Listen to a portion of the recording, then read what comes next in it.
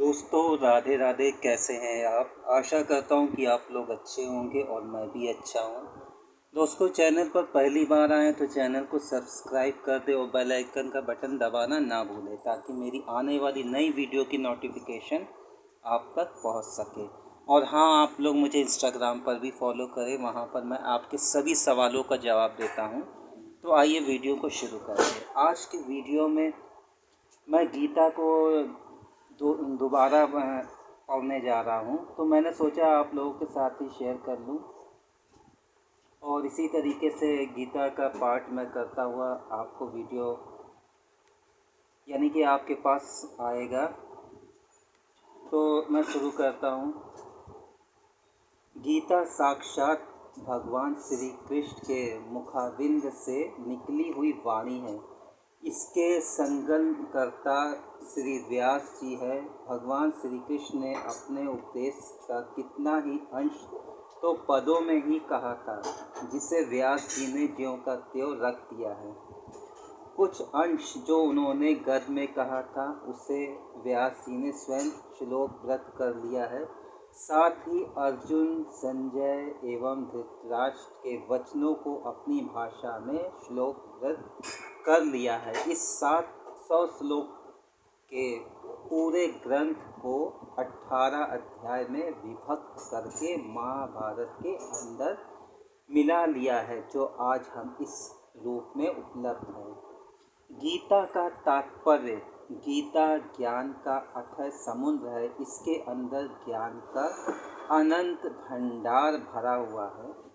इसके तत्व समझाने में बड़े बड़े दिग्विजय विद्वान और तत्वलोचन महात्माओं की वाणी भी कुंठित हो जाती है, क्योंकि इसका पूर्ण रहस्य भगवान श्री कृष्ण ही जानते हैं।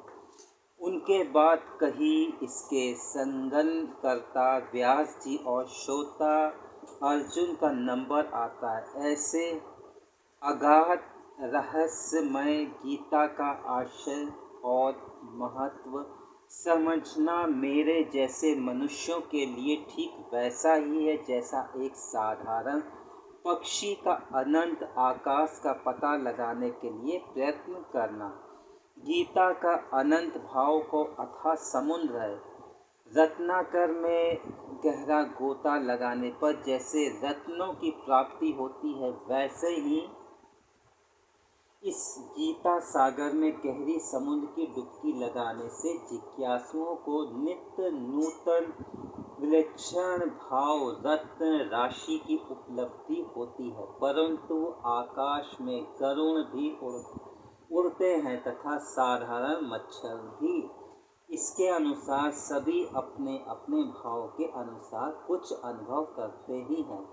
अतएव विचार करने पर प्रतीत होता है कि गीता का मुख्य तात्पर्य अनादिकाल से अज्ञानवश संसार समुद्र में पड़े हुए जीवन को परमात्माओं की प्राप्ति करवा देने में, और उसके लिए गीता में ऐसे उपाय बतलाए गए हैं जिसे मनुष्य अपने सांसारिक कर्तव्यों को भली भांति आचरण करता हुआ परमात्माओं को प्राप्त कर सकता है।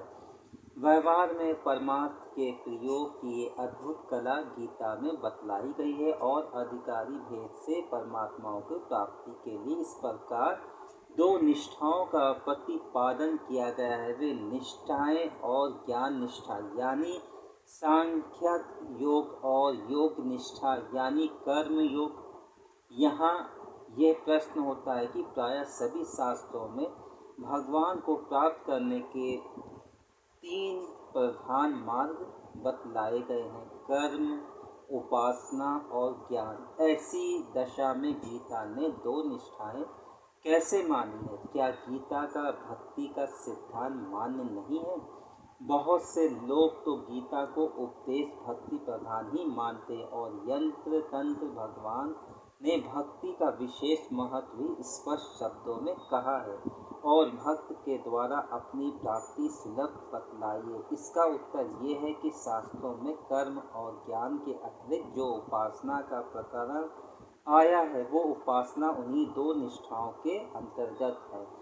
जब मनुष्य को परमात्मा से विभिन्न मानकर उपासना की जाती है तब ये सांख्यिक निष्ठा के अंतर्गत आ जाती है, और जब भेद दृष्टि से की जाती है तब योग निष्ठा के अंतर्गत मानी जाती है। सांख्यिक निष्ठा और योग निष्ठा में यही मुख्य उत्तर है कि इसी प्रकार 13वें अध्याय के 24वें श्लोक में केवल ध्यान के द्वारा परमात्मा की प्राप्ति बतलाई गई है, परंतु वहाँ भी ये बात समझनी चाहिए कि जो ध्यान अभेद दृष्टि से किया जाता है वो सांख्यिक निष्ठा के अंतर्गत है, और जो भेद दृष्टि से किया जाता है वो योग निष्ठा के अंतर्गत है।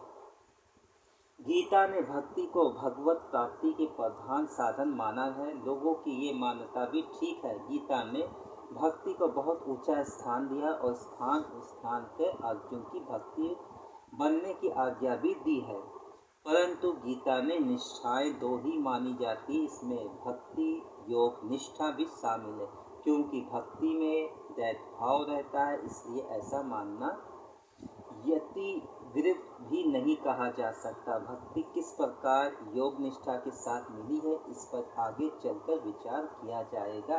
अस्तु, तो आज के लिए बस इतना ही। आगे फिर मैं आगे से पढ़ूंगा। तब तक के लिए मेरा ये निशान है, यहाँ तक का मैंने यहाँ तक पढ़ लिया है। तो मिलते हैं फिर नेक्स्ट वीडियो में, तब तक के लिए नमस्कार।